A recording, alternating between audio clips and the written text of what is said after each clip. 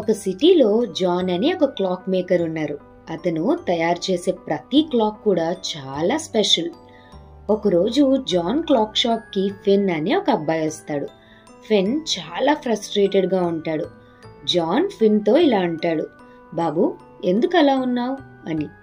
ఫిన్ ఇలా అంటాడు, అదా అంకుల్, నా లైఫ్ చాలా ప్యాక్డ్ అండ్ రష్ అయిపోయింది అనిపిస్తుంది, ఈ ఎక్స్పెక్టేషన్స్, డెడ్ లైన్స్, ప్రెషర్స్ తో అని అంటాడు.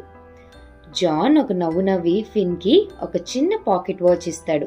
ఫిన్ తో ఇలా అంటాడు, అది సాధారణమైన వాచ్ కాదు, నువ్వు ఒక మూమెంట్ ని నిజంగా ఎంజాయ్ చేసినప్పుడు, హ్యాపీగా ఉన్నప్పుడు ఆ వాచ్ స్లోగా నడుస్తుంది.